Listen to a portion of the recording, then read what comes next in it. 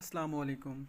Welcome back dear CSS के वो students जो कि स्पेशल सीएसएस एग्ज़ाम दे रहे हैं। उनके लिए एक बहुत ही गुड न्यूज़ ये है कि पाकिस्तान ऑब्ज़र्वर ने बाकायदा तौर पे एफपीएससी की तरफ से कि जितनी मतलब डिफरेंट प्रीवियस ईयर्स में जो सीट्स वेकेंट हैं उनकी मतलब नंबर ऑफ सीट्स को मेंशन किया है। तो दोस्तों, टोटल जो सीटें वेकेंट हैं वो 231 यानी 231 सीटें अभी खाली हैं। तो उन्होंने एज लिमिट भी 35 ईयर्स कर दी है एफपीएससी ने।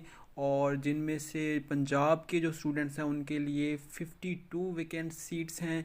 इसी तरह जो सिंध के रूरल एरिया हैं उनके लिए 43 और जो अर्बन सिंध है उसके लिए 24। तो इसका मतलब सबसे ज़्यादा सिंध में वैकेंसीज़ हैं। तो सिंध के स्टूडेंट्स ज़रूर अप्लाई करें, उनको तो वैसे भी उनके लिए ओपन है। तो इसके लिए के पी के लिए 23